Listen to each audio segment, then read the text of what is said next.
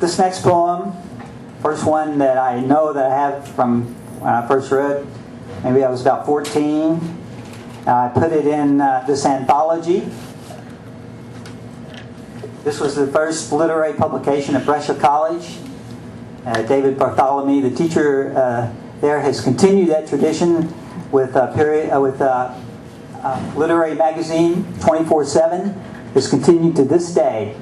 And Katerina and I are going to Owensboro and Brescia College in March to do a reading, and I'm really looking forward to that, to returning to my alma mater.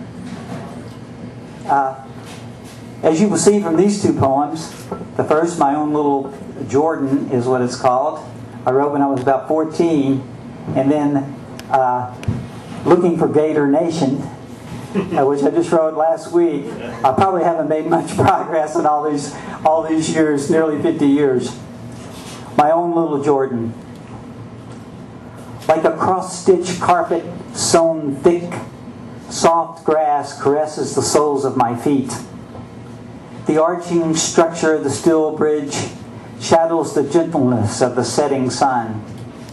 Water from the south flows on as it rubs the rude bark of the cypress and carelessly runs down to the wide-eyed lake.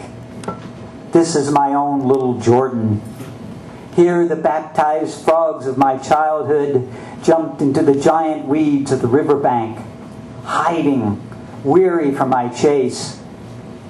I prodded through the thick-grown reeds, hoping for some small catch to carry home. Tall, thin flowers grow wild now, as then, and lightly I step over the moss-covered earth that holds the image of revered innocence. This is like when you're 14 and you think back that when you were 10, you were such an innocent child. That's what I wrote last week after a week's hiatus in Florida.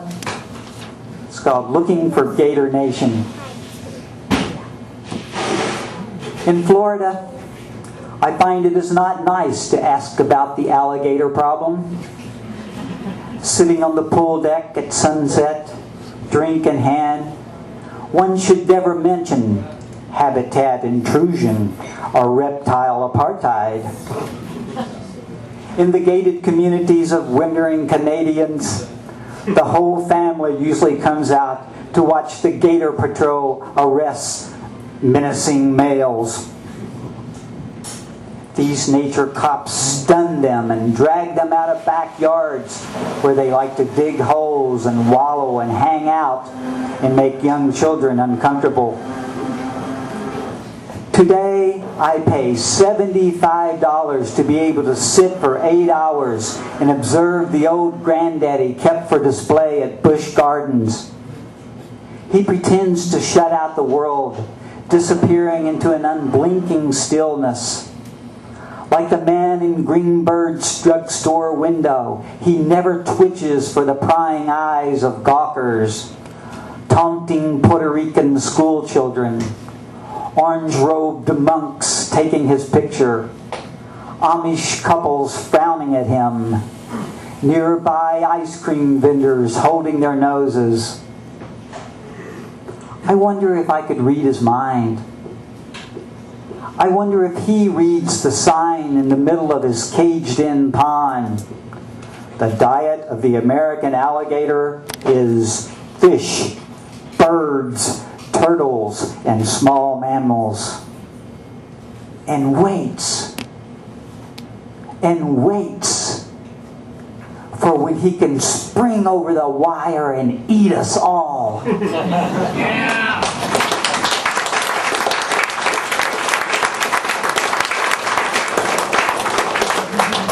I'd like to thank so many people for inspiring me in my poetry, the members of Poesia especially. A lot of them are here today, Dean and Drew and Bob and Casey, and I know I'm leaving out 9/10 of everybody.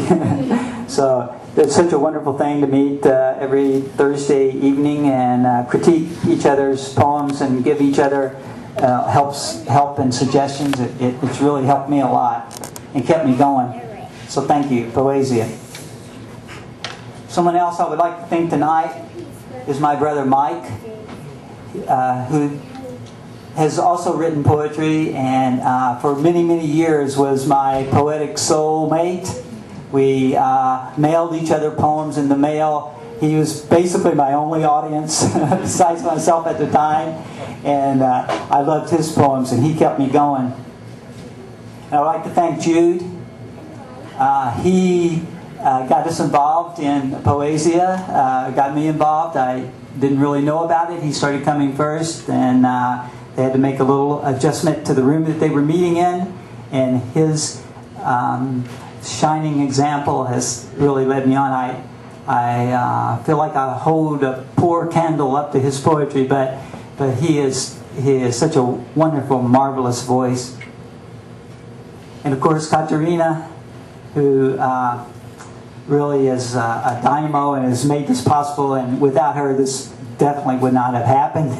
And I wish her all the best for Accents Publishing, and if everybody out there can get a book, and it sure would help the publishing company get started and get off the ground. She has 3 more books in the pipeline immediately after ours, so let's support Accents Publishing.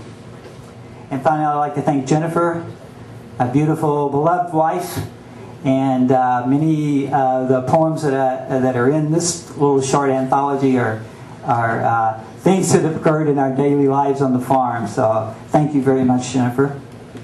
And before I read my last poem, I would like to say that this Sunday in Carlisle, in a beautiful old historic building called the Neal Building, the Writers at Artcroft, which is my writers group that I founded in conjunction with the Artcroft Foundation, an artist residency program.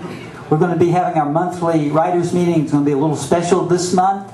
Katerina is going to be our featured reader as well as Jude and myself. And we'll be starting at 3 p.m. I have some little green handouts back there where Dean is. Dean, if you could hold those up. If anybody's interested and wants the information from that, please pick one of those up. We would love to have you come. It's a beautiful setting, and it's going to be some great poetry. And finally, my last poem.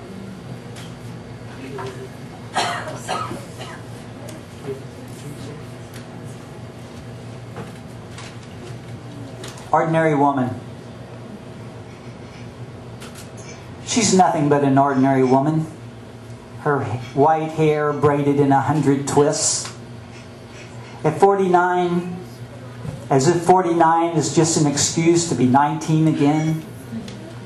Her face flushes with the vigor of secret pleasures. And though her seamstress eyes strain at close details, she can spot a baby deer in her garden from 500 yards. She married a millionaire once, before he was a millionaire. What he lost was her way of walking straight up to ask the questions everyone else avoids. Her way of bending to certain tasks that others would think of as no use. Her way of making up all sorts of lists to discuss with her chickens and cats. Most would never, ever guess that she once lived in India and Sweden, and the very Virgin Islands even. For during the summer, she can't remember what she's planted in her tilled rows, so she doesn't care to share with the crows. While during the winter, she unrolls a mat to sleep on the floor by the wood stove. She would never marry rhyme or reason, but her recent history includes Italian bees and a man with long hair and weak knees.